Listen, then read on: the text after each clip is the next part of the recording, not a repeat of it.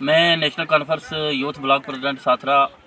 आपने देखा होगा कि कल शाम से सोशल मीडिया के ऊपर एक लेटर वायरल हो रहा है इलेक्शन कमिश्नर के नाम का, जिसमें कुछ 3-4 लोगों ने इलेक्शन कमिश्नर से ये मांग की है कि जो खासकर अंतनाग कंस्टिट्यूंसी और राजौरी अंतनाग का इलेक्शन जो 7 मई को जिस पे वोट होने थे उसकी डेट को जो है वो आगे डेफर करने के लिए, उसके लिए हमने पहले भी इसे गुजारिश की जनाब इलेक्शन कमिश्नर साहब से कि आपने जो डेट इसे पहले अनाउंस की है, आप अंतनाग राजौरी डेट का इलेक्शन उसी डेट पे कराएं। वो इसलिए कि खासकर खिता पीर पंजाल के जितने भी लोग हैं वो अप्रैल और मई के महीने में ढोक वगैरह में चले जाते हैं अपना माल मवेशी लेकर।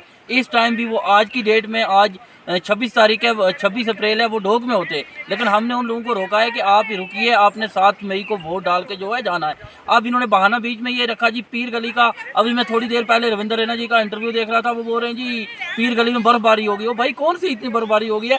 8 तारीख को मैं 18 तारीख को वहाँ से महबूबा मुफ्ती आती है, वो कैसे आती है? 24 तारीख को और लोग कुछ आते हैं, वो कैसे आते हैं? वहाँ से यहाँ से लोग श्रीनगर जाते हैं, वो कैसे जाते हैं? आप इंतजामिया से एक चीज़ पूछिए। मेरी डिप्टी कमिश्नर साहब से भी ये गुजारिश है कि डिप्टी कमिश्नर साहब भी इलेक्शन कमिश्नर को और गवर्नर इंतजामिया को ये चीज़ बताएं कि मुगल रोड चल रही है, मुगल रोड पे लोगों की कनेक्टिविटी जो है वो दोनों तरफ से जा रही है।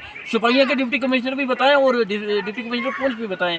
और मैं खासकर इलेक्शन कमिश्नर से ये चीज़ कहना चाहता हूँ कि जिस डेट के ऊपर इलेक्शन अनाउंस हुआ है उसी डेट के ऊपर जो है पोलिंग होनी चाहिए। अगर ये अपने फ़ायदे के लिए, इसका मतलब तो बीजेपी इसमें इन्वॉल्वमेंट है। आपने जिस तरह की रविंदर रैना ने बातें की, उनकी बातों से ये लग रहा है वो बोल रहे हैं जी आप दुआ करिए यही चीज़ हो, इसका मतलब वो इन्वॉल्वमेंट है। उनके कहने पे ये सब कुछ हो रहा है, उनके इशारे पे ये सब कुछ हो रहा है। वो ये बोल रहे हैं कि जी ये इलेक्शन डफर होगा जी, फिर हमारा कैंडिडेट आएगा, ये होगा वो होगा। लिहाजा जो चीज़ हो गई है वो हो गई है फाइनली। मेरी यही गुजारिश है आपके चैनल के माध्यम से कि हमारा ये इलेक्शन जो है डफर नहीं होना चाहिए। इसके डफर होने से हमारी वोट परसेंटेज जो है वो बहुत कम हो जाएगी, क्योंकि हमारे लोग जो हैं वो डोक वगैरह में चले जाएंगे, फिर वहाँ से रोड कनेक्टिविटी से वो काफ़ी दूर हो जाएंगे, उनको वोट डालने के लिए वापस आना बड़ा मुश्किल हो जाएगा। इसलिए 7 मई को ही हमारा अंतनाग राजौरी सीट का इलेक्शन जो है वो होना चाहिए।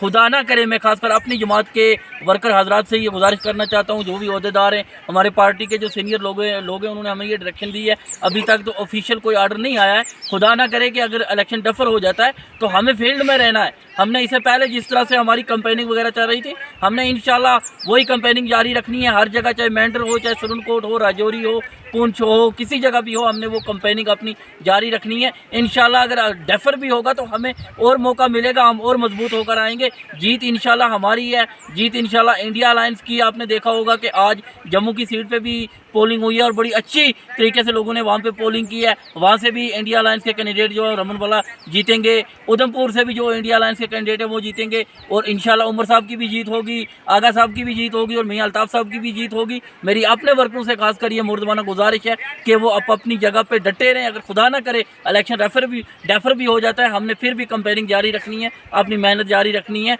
इलेक्शन कमिश्नर से मेरी लास्ट बार यही मुर्दमाना गुजारिश है कि आपने जिस सीट के लिए जो ऐलान किया है इलेक्शन का, वो उसी डेट पे वो इलेक्शन होना चाहिए। शुक्रिया।